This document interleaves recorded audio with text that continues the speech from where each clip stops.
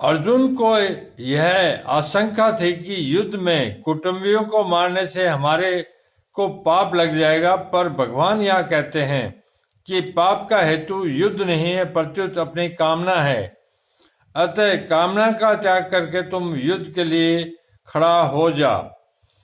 युद्ध में सबसे पहले जय और पराजय होती है। जय पराजय का परिणाम होता है लाभ और हानि, तथा लाभ हानि का परिणाम होता है सुख और दुख। जय पराजय में लाभ हानि में सुखी दुखी होना तेरा उद्देश्य नहीं है। तेरा उद्देश्य तो इन तीनों में सम होकर अपने कर्तव्य का पालन करना है।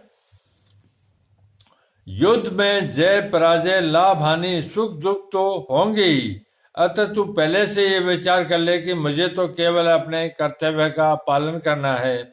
जय पराजय आदि से कुछ भी मतलब नहीं रखना है। फिर युद्ध करने से पाप नहीं लगेगा, अर्थात संसार का बंधन नहीं होगा। सकाम और निष्काम दोनों ही भावों से अपने कर्तव्य कर्म का पालन करना आवश्यक है। जिसका सकाम भाव है उसको तो कर्तव्य कर्म के करने में आलस्य प्रमाद बिल्कुल नहीं जानने चाहिए, प्रत्युत तत्परता से अपने कर्तव्य का पालन करना चाहिए।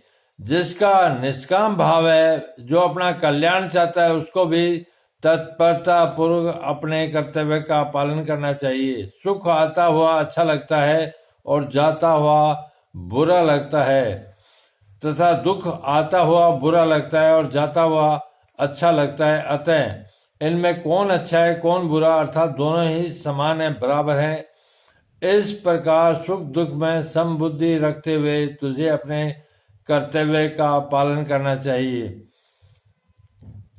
तेरी किसी भी कर्म करने में सुख के लोभ से प्रवृत्ति न हो और दुख के भय से निवृत्ति न हो। कर्मों में तेरी प्रवृत्ति और निवृत्ति शास्त्र के अनुसार ही हो। यहाँ पाप शब्द पाप और पुण्य दोनों का वाचक है, जिसका फल है स्वर्ग और नरक की प्राप्ति रूप बंधन, जिससे मनुष्य अपने कल्याण से वंचित रह जाता है और बार बार जन्मता मरता रहता है। भगवान कहते हैं कि हे अर्जुन, समता में स्थित होकर युद्ध रूपी कर्तव्य कर्म करने से तुझे पाप और पुण्य दोनों नहीं बांधेंगे। भगवान ने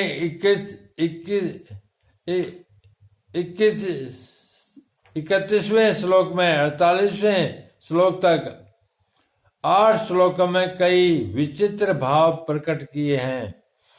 किसी को व्याख्यान देना हो और किसी विषय को समझाना हो तो भगवान इन 8 श्लोकों में उसकी कला बताते हैं।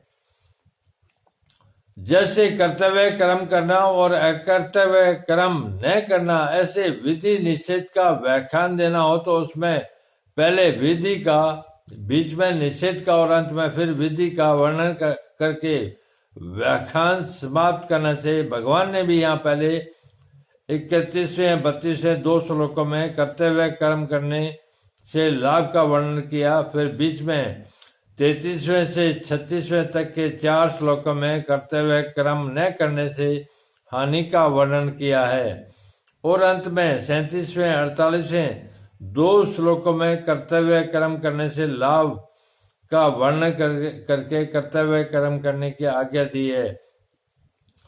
पहले अध्याय में अर्जुन ने अपनी दृष्टि से जो दलीलें दी थी उनका भगवान ने इन 8 श्लोकों में समाधान किया है। जैसे अर्जुन कहते हैं, मैं युद्ध करने में कल्याण नहीं देखता, पहले अध्याय का 31वां श्लोक तो भगवान कहते हैं क्षत्रिय के लिए धर्म में युद्ध से बढ़कर दूसरा कोई कल्याण का साधन नहीं है। दूसरे अध्याय का 31वां श्लोक अर्जुन कहते हैं, युद्ध करके हम सुखी कैसे होंगे। पहले अध्याय का 33वां श्लोक तो भगवान कहते हैं, जिन क्षत्रियों को ऐसा युद्ध मिल जाता है वे ही क्षत्रिय सुखी हैं। दूसरे अध्याय का 32वां श्लोक अर्जुन कहते हैं, युद्ध के परिणाम में नरक की प्राप्ति होगी। पहले अध्याय का 44वां श्लोक तो भगवान कहते हैं युद्ध करने से तो स्वर्ग की प्राप्ति होगी। दूसरे अध्याय का 32वां 33वां श्लोक अर्जुन कहते हैं युद्ध करने से पाप लगेगा। पहले अध्याय का 36वां श्लोक तो भगवान कहते हैं युद्ध न करने से पाप लगेगा। दूसरा अध्याय का 33वां श्लोक अर्जुन कहते हैं युद्ध करने से परिणाम में धर्म का नाश होगा। तो भगवान कहते हैं युद्ध न करने से धर्म का नाश होगा। अर्जुन का आग्रह था कि युद्ध रूपी घोर कर्म को छोड़कर भिक्षा से निर्वाह करना मेरे लिए श्रेय है। दूसरे अध्याय का 5वां श्लोक तो उनको भगवान ने युद्ध करने की आज्ञा दी और उद्धव जी के मन में भगवान के साथ रहने की इच्छा थी तो उनको भगवान ने उत्तराखंड में जाकर तप करने की आज्ञा दी। इसका तात्पर्य यह हुआ कि अपने मन का आग्रह छोड़े बिना कल्याण नहीं होता। वह आग्रह चाहे किसी रीति का हो पर वह उद्धार नहीं होने देता। भगवान ने इस अध्याय के दूसरे तीसरे श्लोक में जो बातें संक्षेप में कही है उन्हीं को यहाँ विस्तार से कहा है। वहां अनार्य दुष्टम कहा तो यहाँ धर्मादि युद्ध इत्यादि कहा तो यहाँ स्वर्गद्वार कहा तो यहाँ अकृति चापी भूतानी कथा तेजस्याम यहाँ युद्ध के लिए आज्ञा दी तो वही आज्ञा यहाँ देते हैं ततो युद्धाय युजस्व।